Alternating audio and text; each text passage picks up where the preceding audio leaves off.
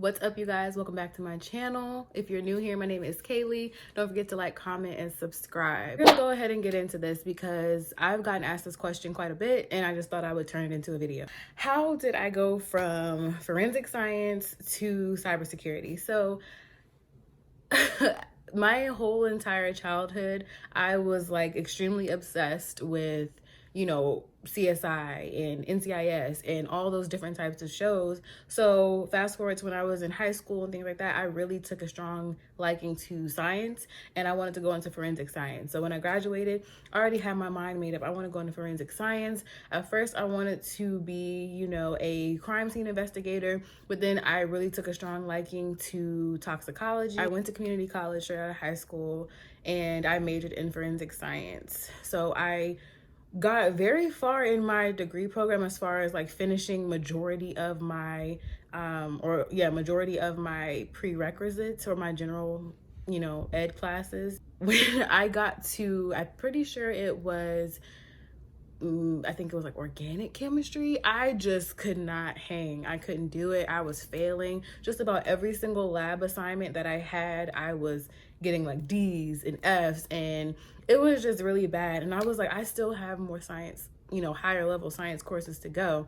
So I was like, if I'm failing these science classes now, there's no way that I'm going to be able to go higher, to higher levels. So I dropped that class like a hot rock, and I was like, okay, I got to figure out something else because I cannot go, no amount of help and tutoring was helping me. Like for some reason, the science, it just was not clicking.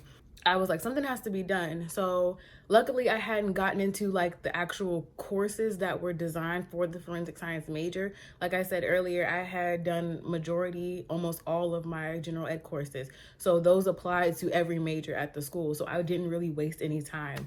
So that's why I felt like I was in a good position to change. So on a side note, I always kind of grew up in a family, or I always was around people that were very technically inclined. My father, at the time, he's retired now, but he, has been in the IT industry for over 20 something years. He started off as, a developer and then worked his way up more of the management track. My aunt, she's also a web developer, so I just always was around people who are very good with tech. Even though it's a very broad field and skill sets are different, I was always around that, just seeing him troubleshoot different things around the house and, buy routers and, change out routers and switching console into routers and things. So I was always, just basic troubleshooting stuff, fixing peripherals, like our printers and stuff in the house, just basic issues. I always just caught on to how to do those things naturally, and I was good at them, but I wasn't thinking of like, hey, let me go into IT.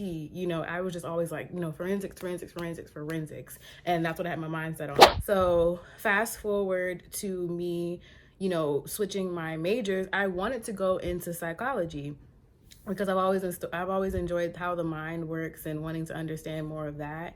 And that wasn't working, just mostly because my mind wasn't in the right place. I wanted to make money. Let me just be real. So I was like, just scrolling through, I saw IT and I was like, and then I saw cybersecurity and I was like, I like this. And especially because they actually did have a digital forensics, it wasn't a program or a major digital forensics, but it was like a course that you can take as like an elective. And I was like, that's pretty interesting. So I signed up, I switched my major to cybersecurity and I was on a good track. It didn't really set me back at all. And I got my degree in cybersecurity. It was tough. I'm not gonna lie. I was a natural at it, but it doesn't mean that it wasn't difficult.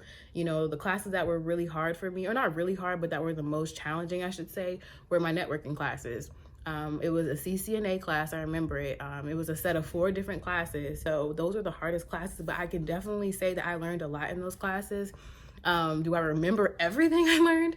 No, but I learned a lot. I do know that for sure. We were consoling into routers and switches and, configuring those, setting up our own networks, using Packet Tracer, which is actually a really good type tool to use to practice setting up your own like topology and like configuring and practicing with subnetting and stuff. But it was honestly my favorite class there, even though it was the most challenging.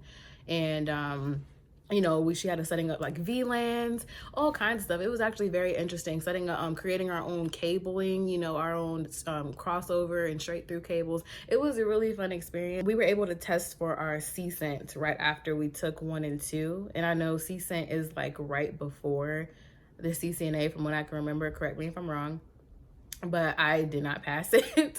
And it was honestly because I wasn't interested in getting a networking cert at the time. So I wasn't really too upset about that. I failed. I didn't take the other, I didn't want to take the other 2 CCNA classes because I didn't have to, and they were electives, and I wanted to do other ones. I took like, you know, Security Plus as a, you know, as an elective, and some other courses. I took digital forensic, which was actually very fun. That's really what sparked my love for cybersecurity. That's really what got me into it. And I also wanted to learn business. So that's how I kind of jumped from forensic science to cybersecurity to business and then back to cyber. But I wanted to learn the business side of things as well, which was why after I got my associates in cybersecurity, I went to go get my bachelor's in business. And I don't regret going for my bachelor's degree in business at the end of the day, because business is such a broad field as well, just like IT.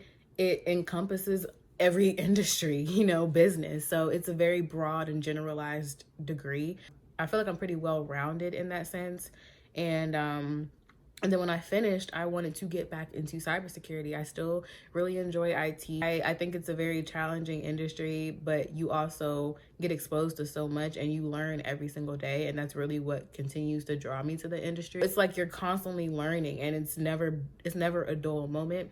So I think that's really what keeps me, you know, interested in this industry. I'm just sticking my hand in different baskets, you know what I mean? I don't want to keep myself closed off to certain things. I want to experience as much as I can to see what I like. I think that is a good overview of how I went from forensic science to cybersecurity to business and then back to cybersecurity. But it's really just how I went from cybersecurity to from forensic science to cybersecurity. So with that being said, I hope you guys enjoyed this video. Don't forget to give this video a thumbs up. And don't forget to subscribe if you aren't. So it would also help me if you guys would, you know, comment down below what types of tech content you want to see. But again, don't forget to give this video a thumbs up, comment below. Don't forget to subscribe as well. And also connect with me on social media. I'm on Twitter, I'm on Instagram. Definitely connect with me on LinkedIn. Don't be shy, send me a message. You know, I connect with pretty much everyone. You can send me a DM if you want on Twitter, Instagram. I am very, very active on Twitter, in the tech Twitter space. So don't forget to check out my blog, Cyber Diaries. It's linked in the description. Yeah, thank you guys for watching, and I'll see you guys in the next video. Bye.